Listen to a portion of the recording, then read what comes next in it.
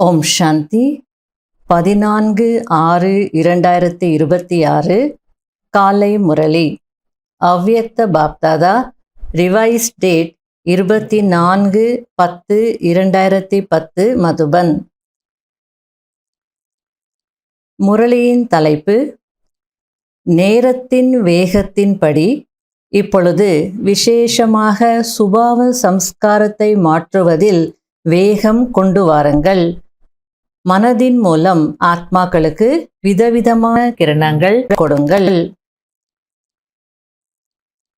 இன்று நாலாபுறங்களிலும் உள்ள பரமாத்மா இதய சிம்ஹாசனத்தில் அமர்ந்திருக்கக்கூடிய, புருவ மத்திய சிம்ஹாசனத்தில் அமர்ந்திருக்கக்கூடிய மற்றும் உலக ராஜ்ய சிம்ஹாசனத்தில் அமர்ந்திருக்கக்கூடிய குழந்தைகளை பார்த்து மகிழ்ச்சி அடைந்து கொண்டிருக்கிறார்.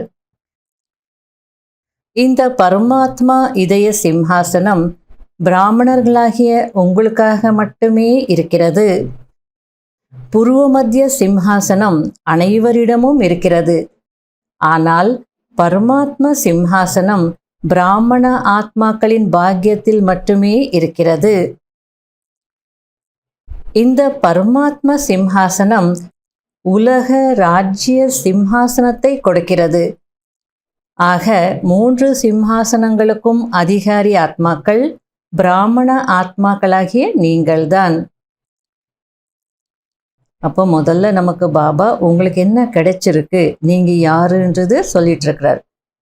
பரமாத்மா இதய சிம்ஹாசனம் உங்களுக்கு கிடைச்சிருக்கு, புருவ மத்திய சிம்ஹாசனம் கிடைச்சிருக்கு. அப்போ எதிர்காலத்தில் ராஜ்ய சிம்ஹாசனமும் உங்களுக்கு தான் கிடைக்க போகுது. ஆகையால தான் பாப்தாதா 3 சிம்ஹாசனங்களுக்கு அதிகாரியாக இருக்கக்கூடிய குழந்தைகளை பார்த்து மகிழ்ச்சி அடைந்து கொண்டிருக்கிறேன் அப்படின்றார். அதனால நாம கூட 3 சிம்ஹாசனங்களுக்கு அதிகாரி ஆத்மா நான் அப்படின்ற அந்த சுய மரியாதையில செட் ஆயிடணும். இந்த பரமாத்மா சிம்ஹாசனம் எவ்வளவு உயர்ந்ததாக இருக்கிறது. வேறு எந்த யுகத்திலும் பரமாத்மா சிம்ஹாசனம் கிடைப்பதில்லை. ஆகையால இந்த சங்கம யுகத்துல நமக்கு இந்த பாக்கியம் கிடைச்சிருக்கு. பரமாத்மா இதய சிம்ஹாசனத்துல அமரக்கூடிய பாக்கியம். ஆகையால சதா அந்த சிம்ஹாசனத்தில் இருந்து அந்த அத்தீந்திரிய சுகத்தின் அனுபவம் செய்யணும். இந்த பரமாத்மா சிம்ஹாசத்தின் மகிமை பாடப்பட்டிருக்கிறது. பரமாத்மா சிம்ஹாசனத்தின் அதிகாரிகளை பக்தி மார்க்கத்திலும் மாலையின் மணிகளின் ரூபத்தில் மகிமை செய்யப்படுகிறது, மேலும் பூஜை செய்யப்படுகிறது. அதாவது சங்கமயுகத்தில் யாரெல்லாம் பரமாத்மாவுடைய இதய சிம்ஹாசனத்தில் அமர்ந்திருக்கிறாங்களோ பக்தி மார்க்கத்தில் அவங்களுக்கு தான் மகிமையும் பூஜையும் நடக்குது அப்படின்னு சொல்லிட்டு இருக்கிறார். கோடியில் சிலர் என்ற ரூபத்தில் மகிமை பாடப்படுகிறது. மிகுந்த பாவனையுடன் ஒவ்வொரு மணியையும் மிக உயர்ந்த பாவனையில் பார்க்கிறார்கள். ஆக உங்கள் அனைவருக்கும் அந்த பெருமிதம் இருக்கிறது தானே? நம்மை தவிர வேற யாரும் இந்த சிம்ஹாசனத்தின் அனுபவம் செய்ய முடியாது என்ற பெருமிதம் இருக்கிறதா? இது பிராமணர்களாகிய உங்கள் அனைவரின் பிறப்புரிமையாகும். உங்களுக்கு இந்த சிம்ஹாசனம் கழுத்து மாலையாக இருக்கிறது. ஆக அந்த அளவிற்கு போதை இருக்கிறதா? பகவானின் இதய சிம்ஹாசனத்திற்கு அதிகாரியாக இருக்கிறேன் என்ற இந்த போதை மற்றும் குஷி அனைவருக்கும் சதா நினைவில் இருக்கிறதா? நான் யார் என்ற நிச்சயம் மற்றும் போதை இருக்கிறதா? நினைச்சு பாருங்க, நான் யார்? பரமாத்மாவுடைய இதய சிம்ஹாசனத்திற்கு அதிகாரியான ஆத்மா, கோடியில் சிலராக இருக்கக்கூடிய ஆத்மா, பரமாத்மாவுடைய கழுத்து மாலையில் இருக்கக்கூடிய ஆத்மா. ஆகையில சதா இந்த நிச்சயம் மற்றும் போதையில இருக்கணும் அப்படின்றார். இப்படிப்பட்ட 3 சிம்ஹாசனக்கும் அதிகாரியாக இருக்கும் குழந்தைகளை பார்த்து பாப்தாதா ஆஹா என்னுடைய உயர்ந்த அதிகாரி குழந்தைகளே ஆஹா என்று மகிழ்ச்சி அடைகிறார். குழந்தைகள் ஆஹா பாபா ஆஹா என்கிறீர்கள். தந்தை ஆஹா குழந்தைகளே ஆஹா என்கிறார். சுயம் தந்தையும் இப்படிப்பட்ட குழந்தைகளின் மகிமை பாடுகிறார். ஆக நான் யார் என்ற போதை இருக்கிறதா? எவ்வளவு நிச்சயம் இருக்குமோ அந்த அளவிற்கு தான் போதை இருக்கும். மேலும் நிச்சயத்தின் போதை உங்களுடைய முகம் மற்றும் நடத்தையில் தென்படும். நிச்சயம் இருந்தால்தான் போதை இருக்கும். போதை இருந்தால் அது உங்களுடைய முகத்திலையும் நடத்திலையும் தெரியும் அப்படின்றார். யாருக்கு நிச்சயம் இருக்கிறதோ அவர்களுக்கு அவசியம் போதை இருக்கும். பாப் தாதாவும் இப்பொழுது ஒவ்வொரு குழந்தையின் முகம் மற்றும் நடத்தையின் மூலம் ஆத்மாக்களுக்கு அனுபவம் செய்விக்க விரும்புகிறார். வார்த்தைகளினால் அனுபவம் செய்ய ஆரம்பித்து விட்டீர்கள். இப்பொழுது அனுபவம் செய்யும் காரியம் ஆரம்பமாகிவிட்டது. இவ்வளோ நாள் ஞானம் சொல்லி நீங்கள் அனுபவம் செய்ய வச்சீங்க. இப்போ அந்த பீரியட் முடிஞ்சது. இப்போ யாருக்கும் கேட்கறதுக்கு நேரம் இல்லை, புரிஞ்சுக்கிறதுக்கு சக்தியும் இல்லை. ஆகையில இப்போ அனுபவம் செய்விக்கும் நேரம் அப்படின்றார் பாபா. அந்த காரியம் ஆரம்பமாகிருக்கு. அப்போ அந்த நேரத்துக்கு ஏற்ற மாதிரி அந்த மாதிரி காரியம் தானே செய்யணும். இதற்கு முன்பு கேட்டார்கள், யோசித்தார்கள். இப்பொழுது பிராமண ஆத்மாக்களாகிய உங்களுடைய மனநிலையின் பிரபாவத்தை அனுபவம் செய்ய ஆரம்பித்திருக்கிறார்கள். அதாவது நீங்கள் ஞானம் கொடுக்குறீங்க, லெக்சர் பண்ணுறீங்க, இல்லை முரளியை வாசிக்கிறீங்கன்னா அதில் அவங்க அனுபவம் செய்யணும்னு நினைக்கிறாங்க. உங்கள் மனநிலையினுடைய பிரபாவத்தை அனுபவம் செய்ய ஆரம்பிச்சிட்டாங்க. அப்படின்னா வரவங்க எல்லாம் அந்த எதிர்பார்ப்போடு தான் வராங்க. எனவே நான் முழு நாளும் எவ்வளவு நேரம் பரமாத்மா இதய சிம்ஹாசனத்தில் இருக்கிறேன் என்று தன்னைத்தானே சோதனை செய்யுங்கள். பாப்தாதா ஏற்கனவே ஒரு முரளியில் சொல்லியிருக்கிறார், மதுபனுக்கு ஞானம் கேட்டாலோ அதை மறந்து போயிடும்.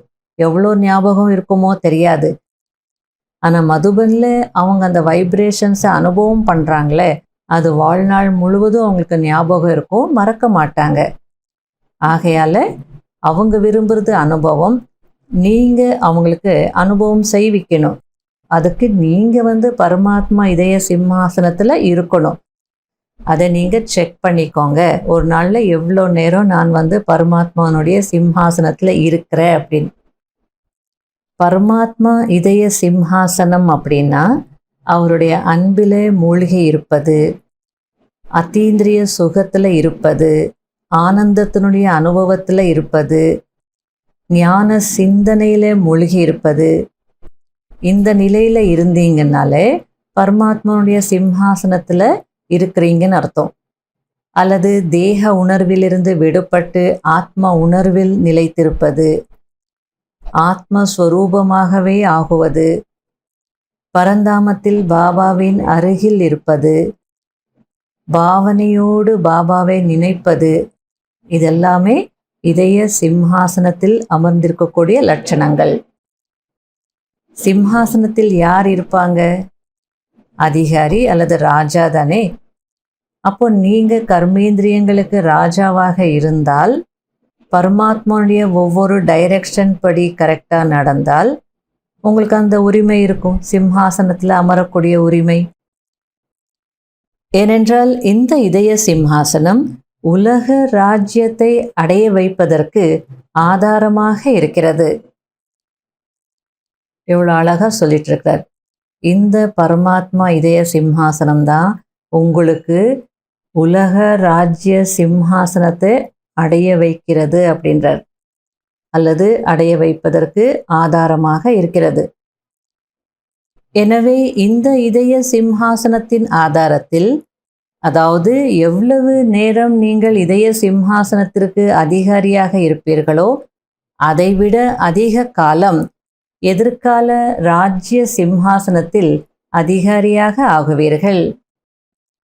எனவே நான் பிராமணனாக ஆனதிலிருந்து எவ்வளவு காலம் இதய சிம்ஹாசனதாரியாக இருந்தேன் என்று சோதனை செய்யுங்கள். சிம்ஹாசனத்திலோ வரிசை கிரமமாக அமர்வீர்கள். ஆனால் இதன் ஆதாரத்தில் சதா ராஜ்ய குடும்பத்தில், ராஜ்ய வம்சத்தில் அதிகாரி ஆகுவீர்கள்.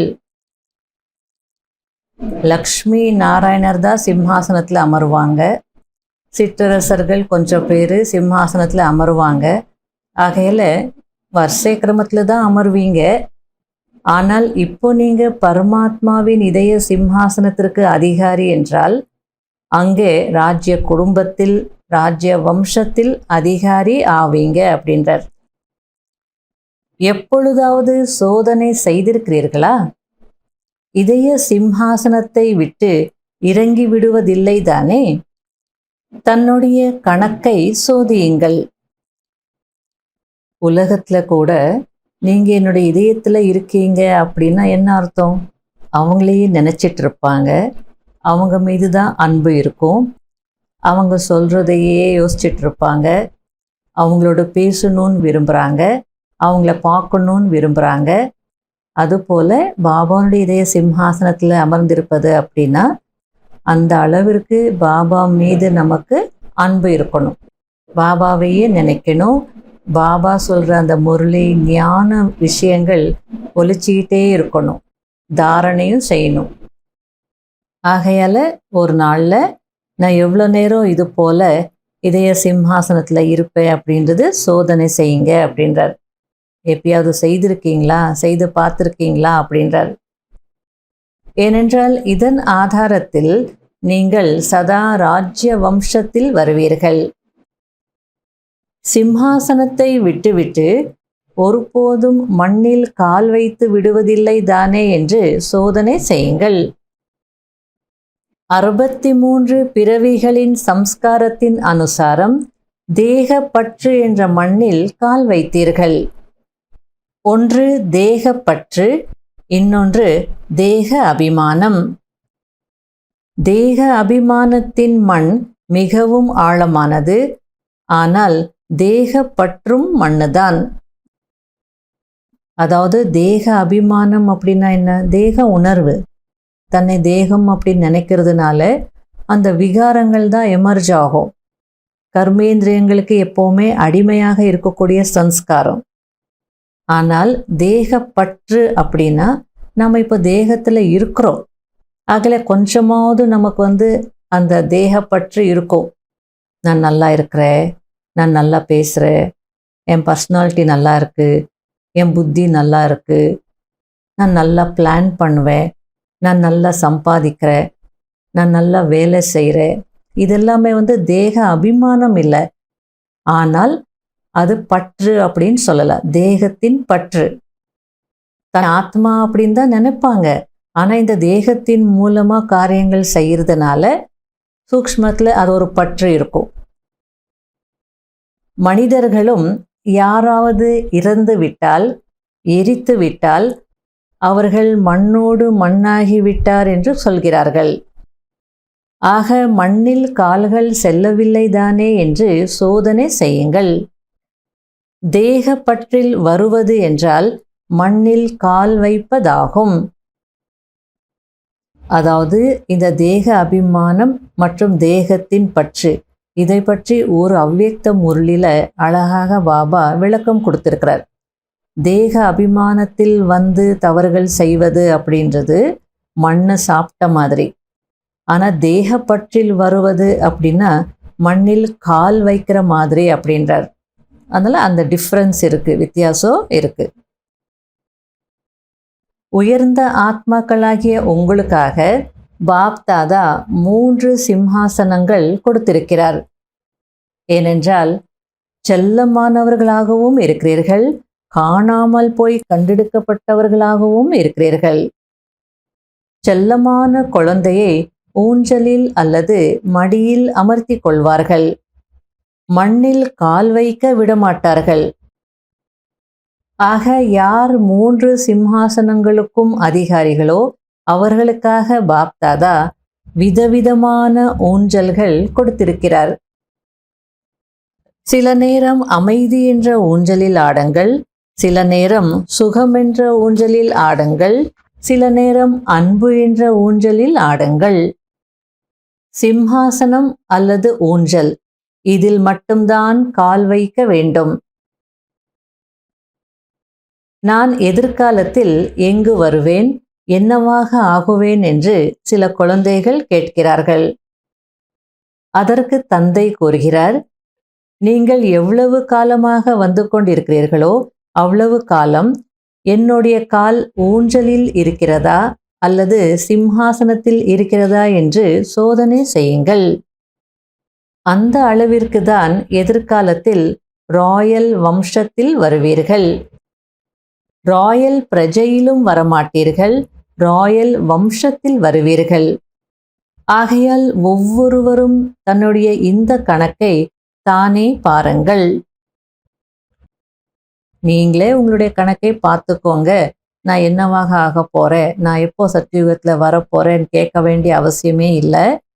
இங்கே நீங்க எவ்வளோ காலம் நீங்க ஊஞ்சல்லையோ அல்லது சிம்ஹாசனத்திலேயோ இருந்திருப்பீங்களோ அந்த அளவிற்கு அங்கே ராயல் வம்சத்துல அல்லது ராஜாவாக மகாராஜாவாக எதுவாகவும் வருவீங்க. ராயல் பிரஜைகள்ல கூட வரமாட்டீங்க, ராயல் வம்சத்துல வருவீங்க அப்படின்றார். மற்றவர்களை பார்க்காதீர்கள், தன்னுடைய கணக்கை பாருங்கள்.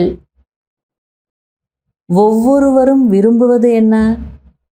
ராயல் வம்சம், ராஜ்ய வம்சத்திலேயே இருக்க வேண்டும் என்று தானே. எனவே இப்பொழுதும் எவ்வளவு நேரம் கிடைக்கிறதோ சோதனை செய்யுங்கள். அதாவது இவ்வளோ நாள் செய்தீங்களோ இல்லையோ சரி விட்டுடுங்க, இப்பொழுதிலிருந்து கூட நீங்க செக் பண்ண ஆரம்பிங்க அப்படின்றார். ஏனென்றால் அழிவு திடீரென்று நடக்க வேண்டி இருக்கும். ஆகையால் அந்த முடிவு ஏற்படும் வரை இப்பொழுதிலிருந்தே சோதனை செய்யுங்கள். எவ்வளவு காலம் தந்தையின் மடியில் சிம்ஹாசனத்தில் ஊஞ்சலில் இருப்பீர்களோ அவ்வளவு காலம் ராயல் குடும்பத்தில் ராயல் வம்சத்தின் பாக்கியத்தை அடைவீர்கள். பாப்தாதா ஒவ்வொரு குழந்தைக்கும் முழு காலமும், அதாவது 21 பிறவிகளுக்கும் ராயல் வம்சத்தில், சூரிய வம்சம் என்றாலும் சரி சந்திர வம்சம் என்றாலும் சரி 2 யுகங்களிலும் ராயல் குடும்பத்தில் இருப்பதற்கான அதிகாரம் கொடுத்து கொண்டிருக்கிறார். ஆனால் அதிகாரம் பெறுவது என்பது ஒவ்வொரு குழந்தையின் கையில்தான் இருக்கிறது. அதாவது முழு காலமும் நீங்க ராயல் வம்சத்துல வரணுன்றதுக்காக ஒவ்வொரு குழந்தைக்கும் நான் அந்த அதிகாரத்தை கொடுத்துட்டு இருக்கிறேன். ஆனால் அதிகாரம் பெறுவது உங்க கையில தான் இருக்கு அப்படின்றார். உங்களுக்கு பிரம்மா தந்தையின் மீது அன்பு இருக்கிறது என்றால் பிரம்மா தந்தைக்கும் குழந்தைகளாகிய உங்கள் மீது அன்பு இருக்கிறது. பிரம்மா தந்தை குழந்தைகளாகிய உங்களை ராயல் வம்சத்தில் பார்க்க விரும்புகிறார். நீங்கள் என்ன நினைக்கிறீர்கள்? பிரம்மா பாபாவின் நெருக்கத்தில் வரும் ராயல் வம்சத்தில் இருக்கக்கூடியவர்களா அல்லது கொஞ்ச காலத்திற்கு இருப்பீர்களா? தூரம் சென்றுவிட விரும்பவில்லை தானே. அனைத்திற்கும் ஆதாரம் சங்கம யுகம் என்று ஏற்கனவே சொல்லி இருக்கிறேன். பாப்தாதாவிற்கு குழந்தைகளின் மீது மிகுந்த அன்பு இருக்கிறது. ஆகையால்தான் நீங்கள் அனைவரும் கூடவே இருப்போம், கூடவே செல்வோம் என்று சொல்கிறீர்கள். இப்பொழுது பிரம்மா தந்தை மற்றும் பிராமணர்கள் ஒன்றாக கூடவே இருக்கிறீர்கள். அவ்வியக்த ரூபமாக இருந்தாலும் சரி கூடவே இருக்கிறீர்கள். இப்பொழுது பாப்தாதா பார்த்தார், குழந்தைகளை மாயையும் இன்று வரையிலும் விடவில்லை, அதற்கும் அன்பு இருக்கிறது. தற்சமயம் 2 ரூபங்களில் விசேஷமாக மாயையும் வாய்ப்பு எடுத்துக்கொள்கிறது. அதாவது 2 ரூபங்களில் வருகிறது. ஒன்று வீண் எண்ணங்கள், இரண்டாவது ஆங்காங்கே அவ்வப்பொழுது இந்த அலையும் இருக்கிறது. அதாவது நான் என்ன செய்தேனோ, என்ன யோசித்தேனோ அதுதான் ரைட், அதுதான் சரி. நான் ஒன்றும் குறைந்தவன் இல்லை, நான் தான் ரைட் என்ற இந்த அலை பரவி இருக்கிறது. அதாவது மாயை இந்த நேரத்துல 2 ரூபங்கள்ல வருது. ஒன்று வீண் எண்ணங்கள் ரூபத்துல வருது, இன்னொன்று நான் தான் ரைட், நான் என்ன செய்கிறேனோ, நான் என்ன நினைக்கிறேனோ அதுதான் ரைட், இந்த அலை தான் இருக்கு அப்படின்னு சொல்லிட்டு இருக்கிறார். நீங்க ரைட்டா இருக்கலாம், உங்க தொடர்புல வர்றவங்க அதை ஏத்துக்கணும் இல்லையா? நிமித்தமானவங்க அதை ஏத்துக்கணும் இல்லையா? அதனால வெரிஃபை பண்ணுங்க. சும்மாவே நான் தான் ரைட்டு, நான் ஒன்றும் குறைந்தவன் இல்லை அப்படின்னு நினைக்காதீங்க, இது மாயை அப்படின்னு. ஆனால் யார் உங்கள் தொடர்பில் வருகிறார்களோ அல்லது நிமித்தமாக இருக்கிறார்களோ அவர்களும் உங்களுடைய கருத்துக்களை ஆமோதிக்கிறார்களா? மற்றவர்களும் சரிபார்க்க வேண்டும். அதாவது மற்றவர்களுடைய வெரிஃபிகேஷனும் உங்களுக்கு கிடைக்கணும். இது சரி, இது ரைட்டு, நீங்க செய்யுங்கன்னு அவங்களும் சொல்லணும். அதனால வெரிஃபிகேஷன் வேணும் அப்படின்றார். இந்த வீண் எண்ணங்களினால் நேரத்தை வீணாக்குகிறீர்கள். ஆகையால் தினசரி முரளியை சிந்தனை செய்வதற்கு, சேவை செய்வதற்கு பாப் தாதா வீட்டு பாடமாக தினமும் கொடுக்கிறார். அதாவது தினமும் நீங்க முரளியை சிந்தனை செய்யுங்க, மனனம் செய்யுங்க. பாபா என்ன சொல்லியிருக்காரோ அதே போல மற்றவங்களுக்கும் சொல்லுங்க, சேவை செய்யுங்க. மனனம் செய்தாதானே சேவை செய்ய முடியும். இது ஹோம்ஒர்க்காக எடுத்துக்கோங்க அப்படின்னு ஹோம்ஒர்க் கொடுக்குறார். சிந்தனை செய்யுங்கள் அல்லது சிந்தனை செய்து செய்து அதில் மூழ்கி விடுங்கள். அதாவது ஹிந்தில டைமிங்கா வரும், மனனம் செய்யுங்க, அதிலேயே மக்னம் ஆயிடுங்க அப்படின்னு, அதிலேயே மூழ்கிடுங்கன்னு அர்த்தம். அதனால அந்த ஞான சிந்தனை செய்து செய்து செய்து அதிலேயே மூழ்கிடணும். அதாவது அந்த அனுபவத்துல மூழ்கிடணும், அதனுடைய சொரூபமாக ஆயிடணும்.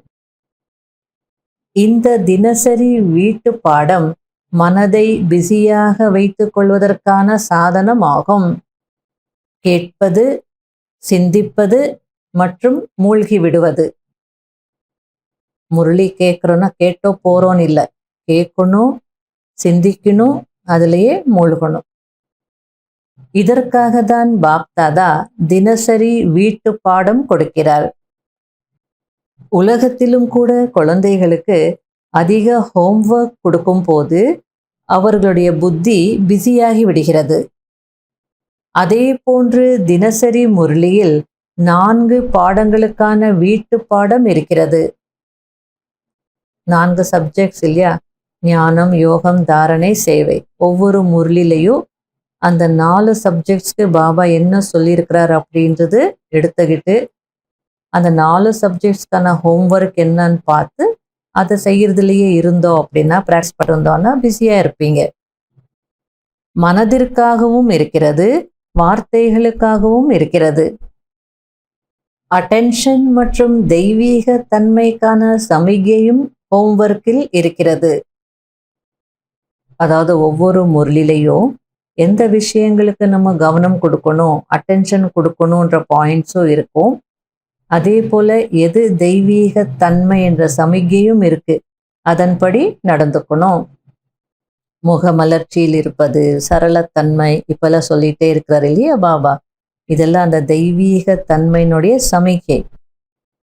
சூழ்நிலைகள் எப்படிப்பட்டதாக இருந்தாலும் அந்த இனிமை தன்மை போயிடக்கூடாது. அதெல்லாம் நோட் பண்ணி ப்ராக்டிஸ் பண்ணணும், ஹோம்ஒர்க் செய்யணும். ஆக ஹோம்ஒர்க்கில் பிஸியாக இருந்தீர்கள் என்றால் வீண் எண்ணங்கள் வருவதற்கான இடைவெளி இருக்காது.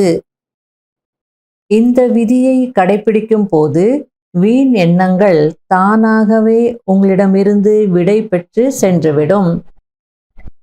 ஏனென்றால் பாப் தாதா பார்த்தார், நினைவு யாத்திரையில் அனைவருக்கும் வரிசை கிரமமான கவனம் இருக்கிறது. வார்த்தைகளின் சேவையிலும் கவனம் இருக்கிறது. ஆனால் இப்பொழுது தன்னுடைய சம்ஸ்காரம் அல்லது பிறருடைய சம்ஸ்காரங்களை மாற்ற வேண்டும். இந்த சுபாவ சம்ஸ்காரம் எதை நீங்கள் ராயல் ரூபத்தில் என்னுடைய நேச்சர் அல்லது என்னுடைய சுபாவம் என்று சொல்கிறீர்களோ, அதாவது என்னுடைய நோக்கம் இதுவல்ல, ஆனால் என்னுடைய சுபாவமே இப்படி இருக்கிறது என்று என்ன சொல்கிறீர்களோ, அது தாரணையின் சப்ஜெக்டில் இப்பொழுதும் ராயல் ரூபத்தில் வந்து கொண்டிருக்கிறது. அதாவது நான் பாபாவை நினைக்கணும், யோகா பண்ணணும், அதில் கவனம் இருக்கு. ஞானம் எப்படி சொல்லணும், கோர்ஸ் எப்படி கொடுக்கணும், அந்த வார்த்தைகள் மூலமாக எப்படி சேவை செய்யணும், அந்த கவனமும் இருக்கு. அட்டென்ஷன் கொடுக்குறீங்க. இப்போ எதுக்கு நீங்க அட்டென்ஷன் கொடுக்கணும் அப்படின்னா, தன்னுடைய சம்ஸ்காரம் பிறருடைய சம்ஸ்காரங்களையும் மாற்றணும். அதாவது எந்த சுபாவ சம்ஸ்காரத்தை நீங்க ராயல் ரூபத்துல என்னுடைய நேச்சரே இப்படிதான் அப்படின்னு சொல்றீங்களோ அதை மாற்றணும். சில நேரங்கள்ல என்ன சொல்லுவோம், என்னுடைய நோக்கம் அதுவாக இல்லை, ஆனா என்ன பண்றது, என் சுபாவம் அப்படி இருக்கு, தப்பா எடுத்துக்காதீங்க அப்படின்னு சொல்றீங்க தானே. ஆகையில இந்த தாரணையின் சப்ஜெக்ட்ல இப்பொழுது கூட அந்த ராயல் ரூபத்துல அந்த பழைய சம்ஸ்காரம் வந்துட்டு இருக்கு, எமர்ஜ் ஆகுது. அதற்கு நீங்க கவனம் கொடுக்கணும் அப்படின்றார். ஆக பாப்தாதா இப்பொழுதெல்லாம் இந்த சமிகை தான் கொடுக்கிறார். தாரணையில் என்ன குறை இருக்கிறதோ அதில் இப்பொழுது விசேஷ கவனம் செலுத்த வேண்டும். பாப்தாதா ஏற்கனவே கூறியிருக்கிறார், தாரணையில் இந்த முக்கிய தாரணைக்கு இப்பொழுது கவனம் கொடுங்கள். ஏதாவது விஷயம் நடந்துவிட்டது என்றால் வினாடியில் முற்றுப்புள்ளி வைக்க முடிகிறதா என்று சோதனை செய்யுங்கள். புள்ளி வைக்கத்தான் விரும்புகிறேன், ஆனால் கேள்விக்குறி வந்து விடுகிறது என்று அப்படி ஆகிவிடுகிறதா? அதாவது முற்றுப்புள்ளி வைக்க முடியவில்லை, பாதி முற்றுப்புள்ளி வைக்கும் போதே அளவு மாறிவிடுகிறது என்று அப்படியா? அதாவது நான் முற்றுப்புள்ளி வைக்கணும் தான் நினைக்கிறேன் பாபா, அந்த முற்றுப்புள்ளி வைக்கும் போதே ஏதோ ஒரு எண்ணம் வந்து அது ஆச்சரியக்குறியாகவோ கேள்விக்குறியாகவோ மாறிடுறது, நான் என்ன செய்யறது அப்படின்னு சொல்றீங்களா அப்படின்னு கேட்குறார். போக போக அப்படிப்பட்ட சூழ்நிலைகள் வரும். வினாடியில் முற்றுப்புள்ளி வைக்க வேண்டி இருக்கும். அந்த நேரத்தில் கேள்விக்குறியையோ ஆச்சரியக்குறியையோ சரி செய்வதற்கு நேரம் இருக்காது. அதாவது ஒழுங்கா முற்றுப்புள்ளி வைக்க பழகிக்கோங்க, பயிற்சி செய்யுங்க. இல்லைன்னா போக போக எப்படிப்பட்ட நேரமெல்லாம் வரும்னு சொல்ல முடியாது. அந்த நேரத்தில் நான் முற்றுப்புள்ளி தான் வச்சேன், அது கேள்விக்குறி ஆயிடுச்சு, இப்போ அதை அழிச்சிட்டு திரும்ப முற்றுப்புள்ளி வைக்கணும், ஆச்சரியக்குறி விழுந்துடுச்சு, அதை எரேஸ் பண்ணி இப்போ முற்றுப்புள்ளி வைக்கணுன்றதுக்கெல்லாம் நேரம் இருக்காது அப்படின்றார். வினாடியில் முற்றுப்புள்ளி வைப்பதின் அவசியம் இருக்கும். அதற்கான பயிற்சி நீண்ட காலம் இருக்க வேண்டும். புள்ளி தானே வச்சிடலாம் அப்படின்னாலாம் வைக்க முடியாது, அதுக்கும் நீண்டகால பயிற்சி இருக்கணும் அப்படின்றார். அப்போதுதான் உரிய நேரத்தில் வெற்றியாளர் ஆக முடியும். ஆக அலைச்சலான நேரத்தில் எப்போது சம்ஸ்காரம் சுபாவத்திற்கான பேப்பர் வருகிறதோ அப்போது முற்றுப்புள்ளி வைப்பதற்கு இப்பொழுதிலிருந்தே பயிற்சி செய்தீர்கள் என்றால் அந்த நீண்டகால பயிற்சி இனிவரும் காலங்களில் உங்களுக்கு மிகவும் உதவி செய்யும். பாப்தாதா அமிர்த வேளையில் சுற்றி வரும்போது ஒவ்வொருவரின் முயற்சியை சோதனை செய்கிறார்.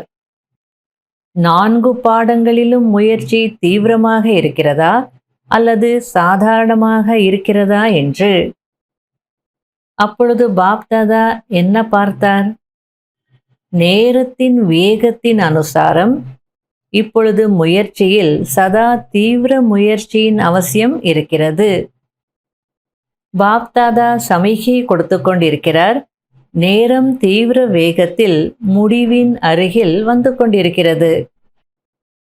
அந்த கணக்கின்படி இப்பொழுது விசேஷமாக சுபாவம் மற்றும் சம்ஸ்காரங்களை மாற்றுவதில் தீவிர வேகம் தேவை.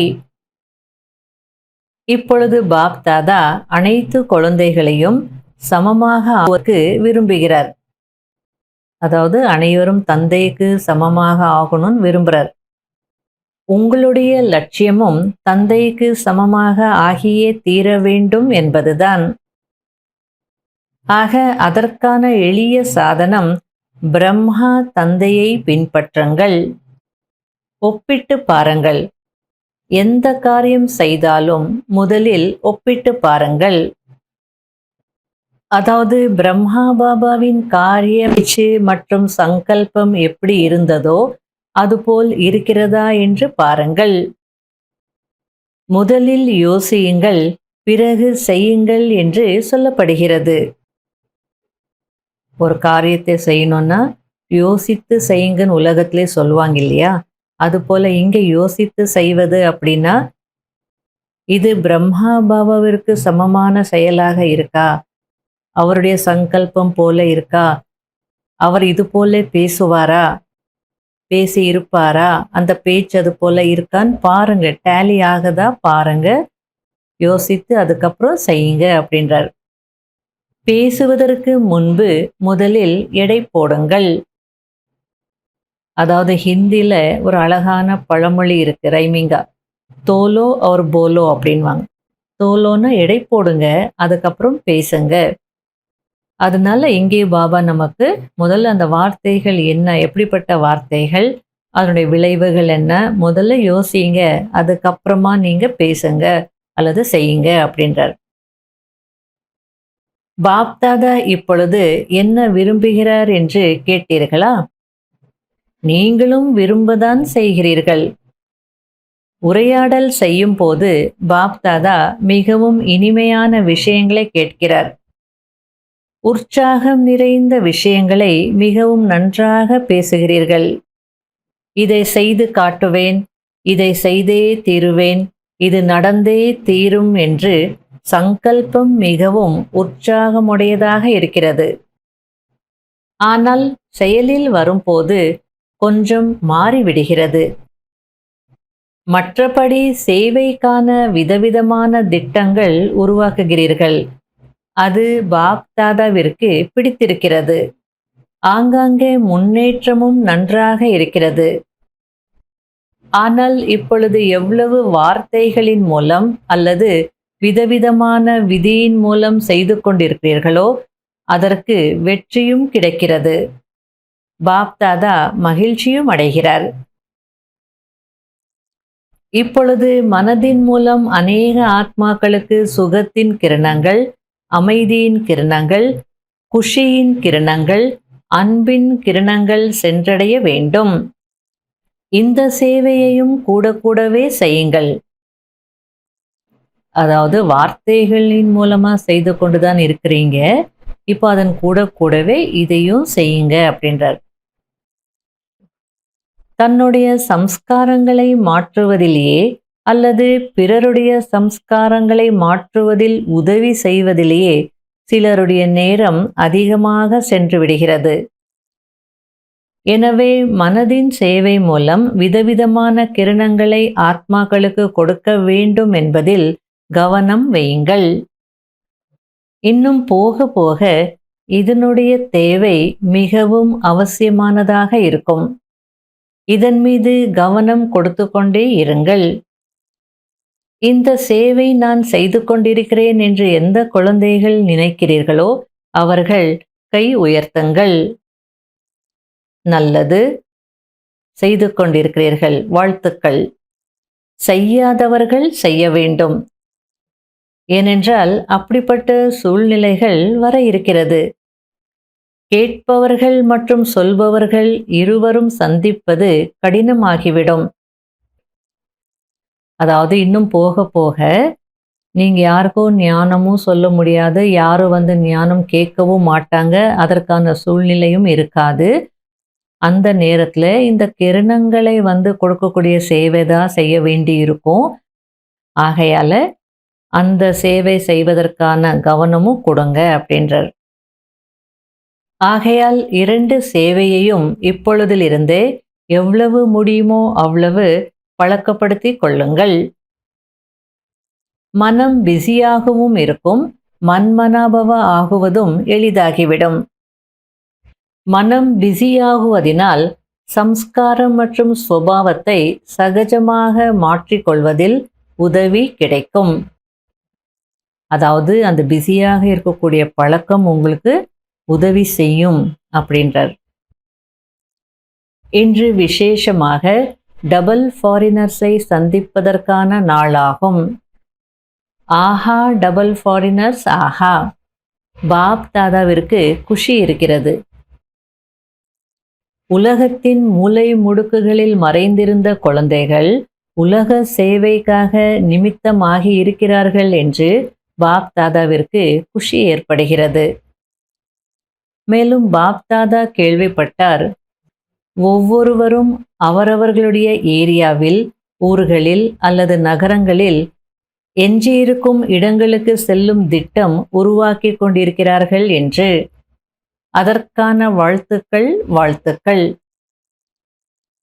இல்லையென்றால் முடிவிற்கான நேரத்தில் சூழ்நிலைகள் மாறும்போது பாரதத்தில் அல்லது அயல் நாட்டில் உங்கள் அனைவரிடமும் கேள்வி கேட்பார்கள். நம்முடைய தந்தை வந்திருக்கிறார், நீங்கள் எங்களுக்கு சொல்லவே இல்லையே என்று கேட்பார்கள். செய்தி கொடுக்கிறீர்கள், அதாவது நம் மீது பழி வந்துவிடக் கூடாது என்பதற்காக செய்தி கொடுக்கிறீர்கள். இப்பொழுது அதை செய்து கொண்டிருக்கிறீர்கள். மேலும் வேறு எந்த ஒரு மூலையும் இருந்துவிடக் கூடாது, அதற்கான முயற்சி செய்யுங்கள். மற்றபடி பாப் தாதா டபுள் ஃபாரினர்ஸ் மற்றும் பாரத தேசத்தினர் இருவரும் நாலா புறங்களிலும் என்ன முயற்சி செய்து கொண்டிருக்கிறீர்களோ அதை பார்த்து மகிழ்ச்சி அடைகிறார். மிக்க மகிழ்ச்சி. ஏன் மகிழ்ச்சி அடைகிறார்?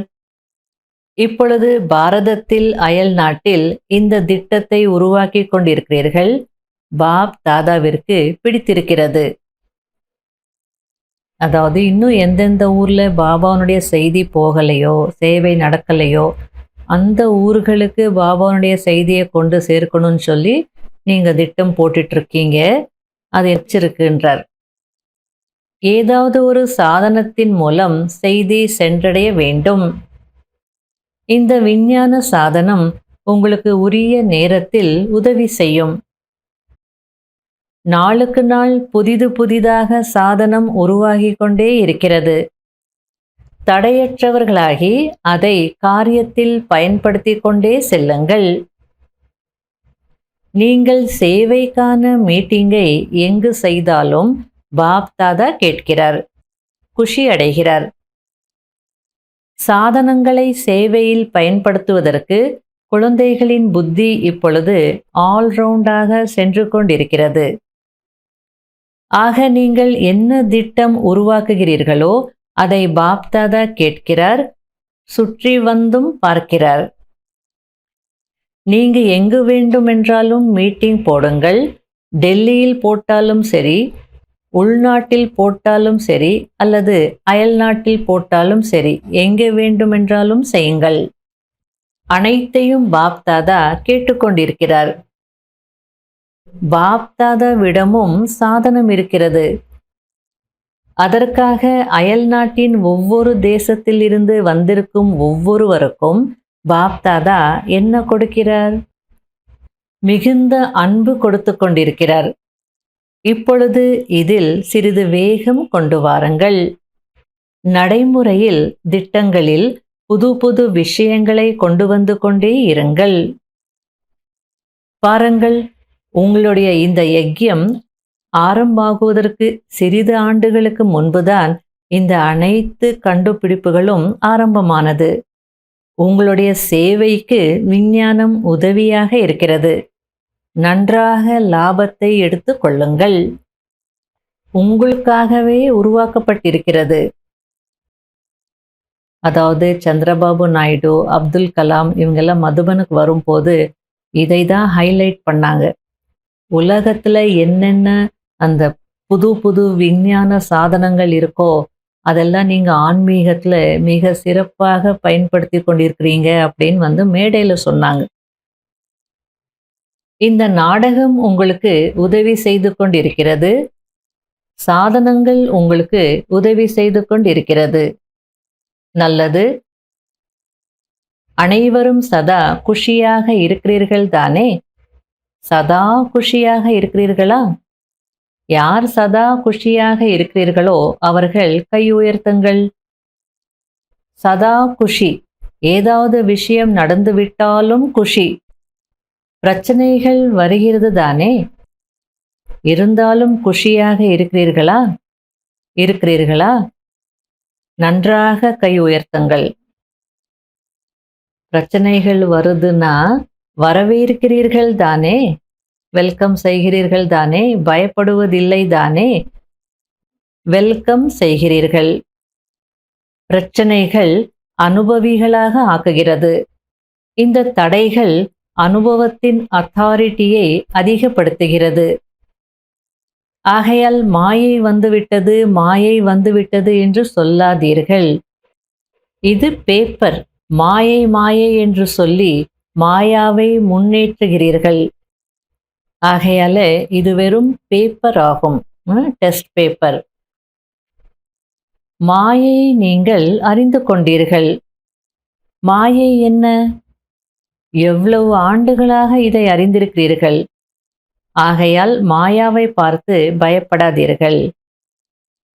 பேப்பர் என்று புரிந்து கொண்டு குஷி குஷியாக அனுபவ கிளாஸில் முன்னேறுங்கள். டெஸ்ட் பேப்பர், சோதனைத்தாள் அப்படின்னு நினச்சிக்கிட்டு குஷி குஷியாக அனுபவம் என்ற கிளாஸ்ல முன்னேறுங்க. மாயை வரும்போது தானே உங்களுக்கு அனுபவம் ஆகுது, நிச்சயம் ஏற்படுது. இந்த கிளாஸில் முன்னேற வேண்டும். என்ன செய்வது, எப்படி செய்வது, ஏன், எதற்கு என்ற குழப்பம் அடையக்கூடாது. நான் முன்னேறணும்னு நினைக்கிறேன், இப்படி மாயை வருது அப்படின்னு நினைக்காதீங்க அப்படின்றார். இவ்வாறு யோசிப்பது பிராமணர்களின் வேலை அல்ல. திரிகாலதர்ஷியாக இருக்கிறீர்கள். ஏன், எதற்கு, எப்படி என்பது வரவே முடியாது. 3 காலங்களையும் அறிந்திருக்கக்கூடியவர்களுக்கு இந்த கேள்விகள் எப்படி வரும்? அதனால நீங்க திரிகாலதர்ஷிகள், மறந்துடாதீங்க. பேப்பர் வந்தது, அனுபவம் என்ற கிளாஸில் முன்னேறினீர்கள், குஷியாக இருக்கிறீர்கள். இப்பொழுது அனுபவிகளாக ஆகிவிட்டீர்கள், மேலும் ஆகிக்கொண்டே இருப்பீர்கள். நல்லது. நாலாபுறங்களிலும் உள்ள தைரியமான குழந்தைகளாகி தந்தையின் உதவி அடைந்து கொண்டிருக்கக்கூடிய இனிமையிலும் இனிமையான குழந்தைகளுக்கு பாப் தாதா அன்பு நினைவுகளை கொடுத்து கொண்டிருக்கிறார். மேலும் இந்த ஆண்டு தனக்காக மற்றும் சேவை நிலையத்திற்காக மற்றும் உலக ஆத்மாக்களுக்காக ஏதாவது அப்படிப்பட்ட திட்டம் உருவாக்க வேண்டும். சேவையின் பலம் மற்றும் பலன் அனைத்து ஆத்மாக்களுக்கும் கிடைக்க வேண்டும். பாப் தாதாவின் விசேஷமான இதயத்தின் அன்பு மற்றும் நினைவுகளை ஏற்றுக்கொள்ளுங்கள். ஓம் சாந்தி. வர்தானம். சாதாரண தன்மையின் மூலம் மகான் தன்மையை பிரசித்தப்படுத்தக்கூடிய சிம்பிள் மற்றும் சாம்பிள் ஆகுங்கள். எளிமையானவர் மற்றும் உதாரணமானவர் ஆகுங்கள். ஏதாவது ஒரு பொருள் சுத்தமாக இருந்தது என்றால் அது தன் பக்கம் அவசியம் ஈர்க்கும். அதேபோல் மனதின் எண்ணங்கள், சம்பந்தம், விவகாரம், இருக்கும் இடம், உடுத்தும் உடை என யார் அனைத்திலும் எளிமையாக மற்றும் சுத்தமாக இருக்கிறார்களோ அவர்கள் உதாரணமானவர்களாகி அனைவரையும் தன் பக்கம் தானாகவே ஈர்ப்பார்கள்.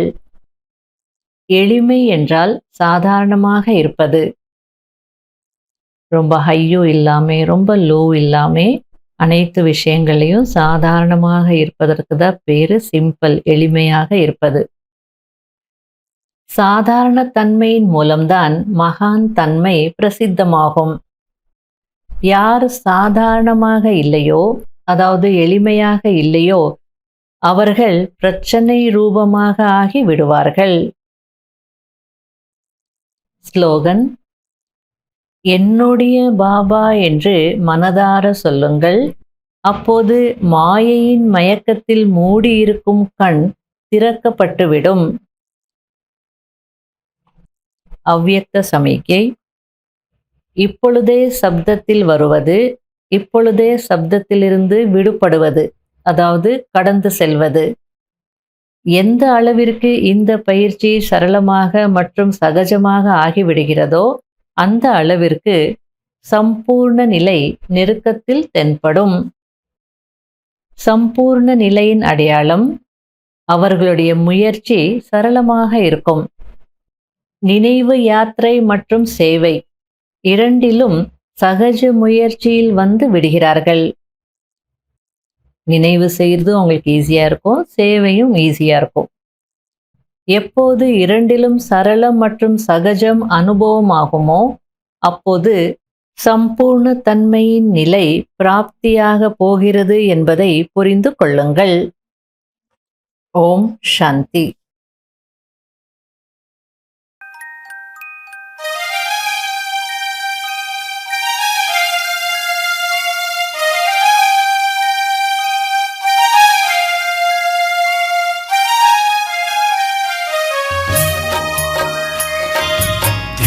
புத்தி திவ்ய சக்தி உன்னிடத்தில், அது உன்னிடத்தில். திவ்ய திருஷ்டி திவ்ய சிருஷ்டி உன்னிடத்தில், அது உன்னிடத்தில். ஜோதி சொரூபம் உந்தன் சுரூபம், முக்தி மேலும் ஜீவன் முக்தி உன்னிடத்தில், அது உன்னிடத்தில்.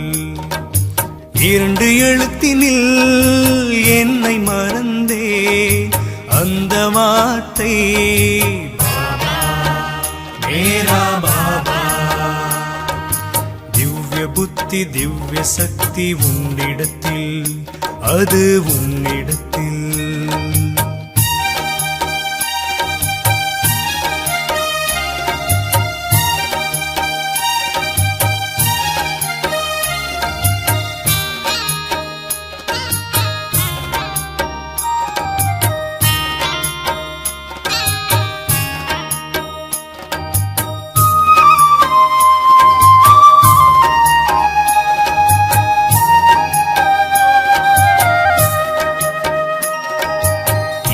காலம் மாறும், காணும் பொருளும் மறையும், உன் அன்பு மட்டும் மாறாதே, உன் கருணை மட்டும் மாறாதே. உன் திருஷ்டி பட்டதும் நான் தூய்மையாகிறேன், நான் புனிதமாகிறேன். இரண்டு எழுத்தினில் என்னை மறந்தே அந்த வார்த்தை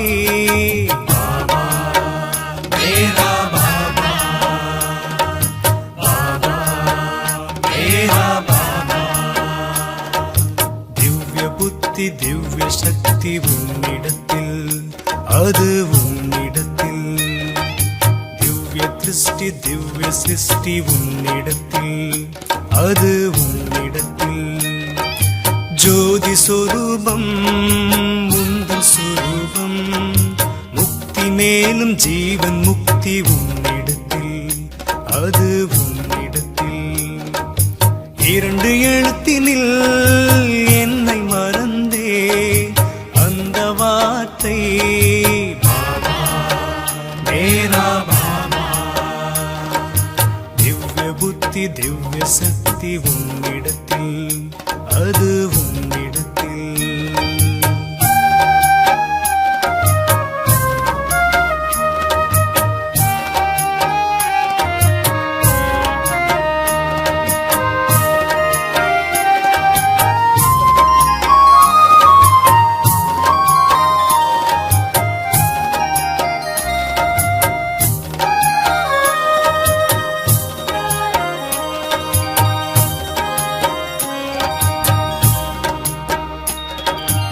உலக வாழ்க்கை வாழ ஞான செல்வம் வேண்டும், உன் ஸ்நேகம் என்னை இனிமையாக்குதே, உன் யோகம் என்னை வலிமையாக்குதே.